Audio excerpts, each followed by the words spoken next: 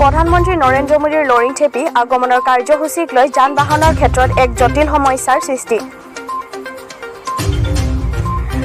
দেশৰ প্ৰধানমন্ত্ৰী নৰেন্দ্ৰ মোদীয়ে পাহাৰীয়া জিলা কাৰ্বি আংলঙৰ সৰ্বাংগীন উন্নয়নৰ স্বাৰ্থত বহুকেইটা আঁচনিৰ আধাৰশিলা উদ্বোধন তথা এক বৃহৎ গণসমাৱেশত অংশগ্ৰহণ কৰাৰ উদ্দেশ্যৰে জিলাখনৰ 18 নং হাওৰাঘাট বিধানসভা সমষ্টি তথা ফুলনি পৰিষদীয় সমষ্টিৰ অন্তৰ্গত লৰিং থেপেত উপস্থিত হয়।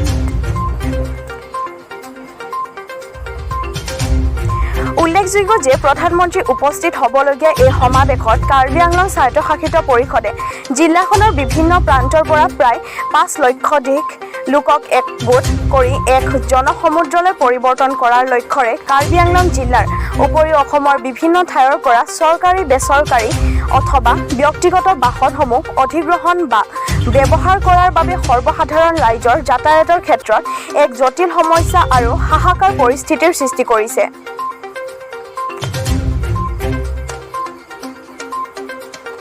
আনহাতেদি আকৌ পশ্চিম কাৰ্বি আংলং জিলাৰ বৃহত্তৰ খেৰণী অঞ্চলৰ পৰা মানুহ কঢ়িওৱাৰ বাবে অধিগ্ৰহণ কৰা শতাধিক বাছ আৰু অন্যান্য বাহনৰ চালক আৰু হেণ্ডিমেনসকলে উক্ত গণসমাৱেশস্থলীলৈ যাবলগীয়া মানুহৰ অভাৱত তেওঁলোকৰ বাহনসমূহ খালী অৱস্থাতে এৰি থৈ সময় কটাবৰ বাবে ক্ৰিকেট খেলত ব্যস্ত হ'বলগীয়া হৈছে।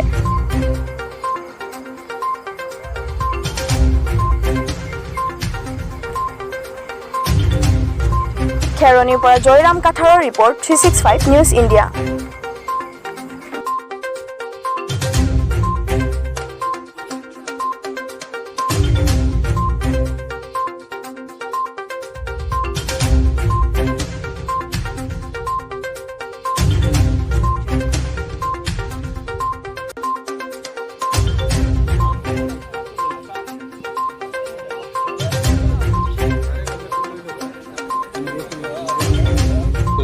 দেখিছোঁ আপোনালোকৰ কেইখনমান বাছ ৰখি আছে। বাছ কেইখন আচলতে কিহৰ কাৰণে ৰখি আছে? মানে আমি আহিছিলোঁ কালি আপোনাৰ সন্ধিয়া আপোনাৰ 4টামান পালোহি। 4টা বজাত আহি পাছত পোৱাৰ পিছত আমাক কোনো বিচৰা নাই, একো কোৱাও নাইকিয়া, ক'ত যাব লাগে কি কথা। কোনে মাতিছিল আৰু কিহৰ কাৰণে মতা হৈছিল আপোনাক ডাইৰেক্ট এটা আমাক মাতিছিল ইয়াতে এই খেৰণী ফিল্ডত আমি আহিলোঁ। প্ৰথমতে আপোনাক সোমাইছিলোঁ এই বেলেগ এটা হেৰিত এই গুৱাহাটী আল্ট্ৰাচাটাৰ লাগি থকা পনেটাত সোমাইছিলোঁ ফিল্ড এখনত। তাৰপিছত আহি পেলাই এইখন ফিল্ডলৈ পঠাই দিলে। পঠোৱাৰ পিছত আমি ইয়াত আহি ৰখিলোহি। ৰখাত আমাক কোনো বিচৰা নাই, একো কোৱা নাইকিয়া, সেইটো কাৰণে আমি থাকিবলগীয়া। আপোনালোকৰ গাড়ীকেইখন আচলতে কিহৰ বাবে মতা হৈছিলে ইয়ালৈ? কি কৰিবলৈ? মিটিঙলৈ যাবৰ কাৰণে মাতিছিলে। মিটিং মোদী প্ৰধানমন্ত্ৰী মোদীৰ যি বকলীয়া তাত যোৱাৰ বাবে মাতিছিলে। যোৱাকালিৰ পৰা আছে আপোনালোকে? যোৱাকালিৰ পৰা আছোঁ।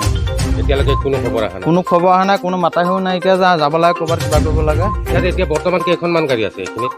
বৰ্তমান মানে যোৱাৰ ভিতৰততো ময়ে আছোঁ। তাৰপিছত এইকেইখন এনেকৈ কি ক'ত কেনেকৈ যায় এইটো মই নাজানো।